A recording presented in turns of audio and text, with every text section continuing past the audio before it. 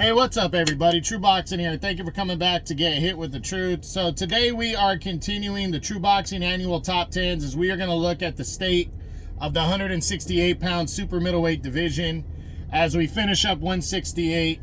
Only a couple more divisions to go. And before we get into that, if you could smash the like button, leave a comment, or subscribe to the channel. I really do appreciate any and all support that I can get as I continue to build my channel here. So 168, entering the year, Canelo was still in firm control of this division, by and far. He was the undisputed champ, and but everything was clamoring for Canelo to fight David Benavidez. Benavidez had finally overwhelmingly earned his spot. It was like, hey, look, people wanted to see this fight before, but I hadn't really earned it all the way. Now at unbeaten, Caleb Plant and Demetrius Andrade, David Benavidez was the rock-solid number 2 with Canelo the rock-solid number 1. It was the fight everybody wanted to see, and Canelo didn't pull the trigger. He wouldn't even really entertain it. His best thing was pay me $150 to $200 million and we'll talk. And I said, if Canelo doesn't fight him by the end of the year, he is ducking him. And so Canelo would beat Munguia, he would beat Berlanga, but the mandatory started lining, at least the IBF would strip him of the IBF title. And in a way, I normally don't like that, but Canelo needs to fight the best guys.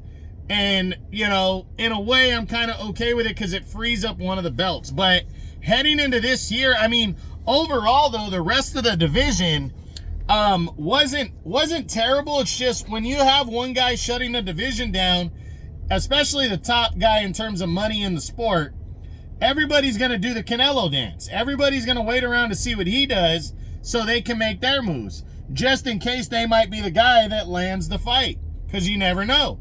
And so a lot of the guys just kind of, banged around. The guy that was very active was Christian Mabili. Went 3-0, built his way up, got a big fight with Derevyanchenko. It was a little underwhelming because Derevyanchenko got hurt, but he got the solid win, and he's a top-tier contender now.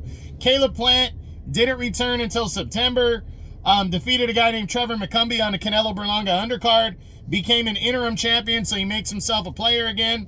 Bruno Sarase upset Jaime Munguia with a big 6th-round knockout victory, so now he's at the party. We'll see. William Skull, kind of lackluster decision victory to capture the vacant title over Vladimir Shishkin. Shishkin proved that he can go to somebody else's country and be in the mix, and may have gotten robbed. Diego Pacheco, undefeated contender on the rise, just won the other day again to lock down his spot. Sergey Derevyanchenko is still banging around at 39 years old, shows that he's still a top dog. And then Edgar Berlanga proved that he's a good one. But there's good fighters that are also on the bubble. Lester Martinez, Bektamir Melikuziev, Osleys Iglesias. A lot of undefeated, good, tough guys with good knockout ratios are knocking on the door at 168 and want to make some noise. So this division is entering 2025. It looks like it's turning its leaf, but Canelo, is holding it hostage still.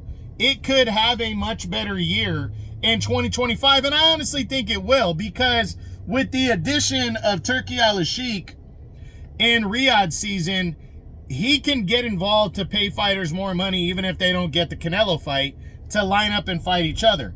And I really think that's what the guys at 168 need to start doing. I think they need to start fighting each other, proving that they're the next big deal. That way they can get a shot at something. And if they do that, I think they will create more of an option for at least Canelo, or try to at least wait around for the belts to start freeing themselves up, because Canelo is not fighting mandatory. So I hope at the end of the year, if Canelo's not going to fight the very best, or if he's and I mean the very best, like his top contenders, maybe by the end of the year he drops another belt or something. But I really believe he could unify all belts again and become undisputed and go after Terrence Crawford. If that's true, that's exciting. That's historic type stuff, pound for pound type stuff. But I really think the rest of the division needs to get moving in the right direction. So once Canelo says, I'm done with these belts, let these other guys fight for them, they are ready to rock and roll. But I hope he does that. If he decides to not fight the best guys or move out of the division, give up some more belts. Let these guys compete. Stop holding all the belts hostage. I'm all about Canelo he's earned his spot, really, in terms of I can fight who I want when I want. I agree with that. He has earned that. But don't hold the titles hostage if you're not going to fight guys that are, you know, overall in the top 10. I'm not even talking about his fucking mandatories like William Skull.